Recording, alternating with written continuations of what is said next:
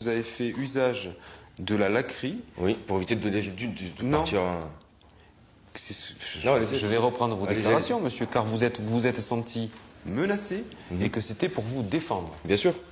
Ah, c'est pas ce que vous venez de me dire, monsieur. Moi, j'ai du mal à suivre. Hein.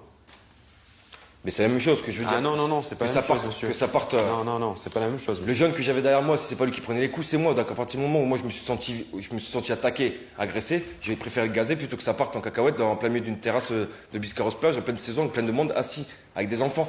Enfin, je veux dire, il y a un moment donné, il faut réagir et c'est tout de suite, quoi. C'est pas en réfléchissant 20 minutes à dire qu'est-ce qu'on va faire, qu'est-ce qui va se passer. Et vous avez quelle légitimité, monsieur, pour réagir comme ça et gazer tout le monde? Expliquez-moi, monsieur. Gazer tout le monde, j'ai gazé une personne. Mais attendez, monsieur. Si je reprends ce que vous dites, vous estimez, monsieur, que la situation peut se dégrader, qu'il y a des parents et des enfants là et que ça doit être très calme. Vous devez maintenir le calme sur la station de Biscarrosse-Plage, monsieur. C'est une mission que vous vous assignez. Et vous ne gazez qu'une seule personne? Oui, pas sur la terrasse, je l'ai décalé de la terrasse, je l'ai amené sur la monsieur, public pour le gazer. Il n'y a pas une c'est un gel, c'est pas un gaz. Il n'y a pas une autre solution pour le maîtriser? Ah, je fais quoi? J'ai mis une claque dans la ganache et porte plainte contre moi pour que blessure. Monsieur, il n'y a pas une autre façon de le maîtriser? Parce que là, dans ce que vous commencez à nous dire, c'est attention, il y a un risque quasiment d'émeute. Hein, dans ce que vous nous dites, monsieur. Pas un risque d'émeute, ils sont trois. Vous me laissez parler, s'il vous plaît.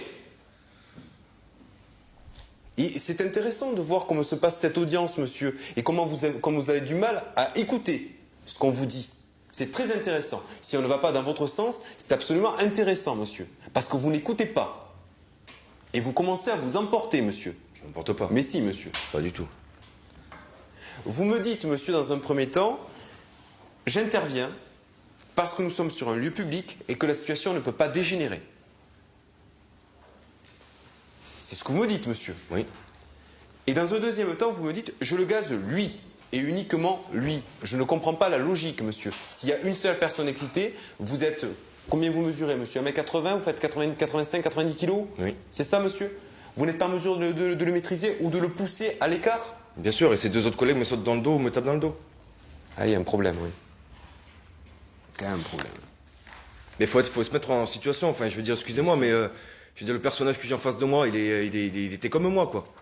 Je vais le maîtriser, certes, je vais le prendre par les bras en attendant que les gendarmeries arrivent, parce que mon chef de faction a appelé les gendarmeries, donc je sais très bien qu'ils vont arriver. Mais ces deux collègues qui sont à côté, là, j'ai tout risque de prendre des coups par derrière ou de me... Alors, c'était pour maintenir l'ordre public, monsieur, ou c'était de la légitime défense? C'était la légitime défense. D'accord. Il avait quoi dans la main, lui?